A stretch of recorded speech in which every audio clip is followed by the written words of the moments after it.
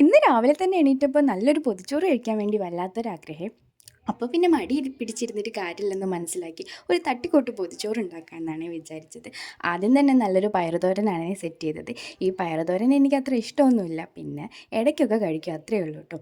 പിന്നെ എൻ്റെ എപ്പോഴത്തെ ഫേവറേറ്റാണ് ഈ ചമ്മന്തി എന്ന് പറയുന്നത്. പണ്ട് നമ്മൾ സ്കൂളൊക്കെ പഠിക്കുമ്പോൾ എപ്പോഴും കൊണ്ടുപോകുന്ന സാധനമായിരുന്നു ചമ്മന്തിയും അതുപോലെ തന്നെ ചോറും. അത് നല്ലൊരു കോമ്പിനേഷനാണ്. ഇപ്പോഴും എനിക്കതൊരു നൊസ്റ്റായിട്ടാണ് ഫീൽ ചെയ്യുന്നത്. ഇത് നമ്മൾ വീട്ടിൽ തന്നെ ഉണ്ടായ പച്ചമുളകിൻ്റെ ചമ്മന്തി ആയതുകൊണ്ട് ഒരു പ്രത്യേക ടേസ്റ്റ് തന്നെയായിരുന്നു ഉണ്ടായിരുന്നത്. പിന്നെ ഞാൻ നാട്ടിൽ വന്നപ്പോൾ ഏറ്റവും കൂടുതൽ കഴിക്കണം എന്ന് വിചാരിച്ച ഒരു സാധനമായിരുന്നു മീൻ. ഞാൻ പറഞ്ഞിട്ടുണ്ടല്ലോ, അവിടെ ഞങ്ങൾക്ക് അങ്ങനെ മീനൊന്നും കിട്ടാറില്ല. ആഴ്ചയിൽ ഒരു ദിവസം എങ്ങാനാണ് മീൻ കിട്ടുള്ളൂ.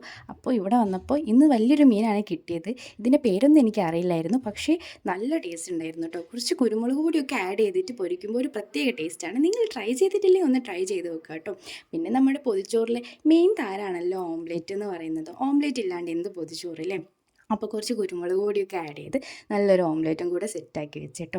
അതൊക്കെ സെറ്റാക്കിയതിന് ശേഷം നമ്മളൊരു വാഴയിലൊക്കെ മുറിച്ച് വാട്ടിയതിന് ശേഷം നമ്മൾ കുറച്ച് ചോറും അതുപോലെ തന്നെ ചമ്മന്തിയും ഉപ്പേരിയും അച്ചാറും മീൻ ഫ്രൈയും ഒക്കെ വെച്ചിട്ട് 1 മണിക്കൂറൊക്കെ ഞാൻ പൊതിഞ്ഞ് വെച്ചിട്ടുള്ളൂ കേട്ടോ. അത്ര നേരം വെക്കാനുള്ള ക്ഷമ എനിക്കുണ്ടായിട്ടുള്ളൂ, കാരണം ആർത്തി കൊണ്ടാണ്. അങ്ങനെ ഇതൊക്കെ സെറ്റ് ചെയ്ത് ഇത് തുറന്നപ്പോൾ കിട്ടുന്ന ആ ഒരു സ്മെല്ലെന്ന് പറയുന്നത് നമുക്ക് സ്വർഗ്ഗം കണ്ട ഫീലാണ്. അങ്ങനെ ഇതെല്ലാം കൂടെ ഫുള്ളും കഴിച്ച് നല്ലൊരു ഉറക്കമൊക്കെ ഉറങ്ങി എണീറ്റപ്പോഴാണ് ഒരു സമാധാനം കിട്ടിയത്. അപ്പോൾ വീഡിയോ ഇഷ്ടപ്പെടുകയാണെങ്കിൽ ലൈക്ക് ചെയ്ത് സബ്സ്ക്രൈബ് ചെയ്ത് സപ്പോർട്ട് ചെയ്യാം കേട്ടോ.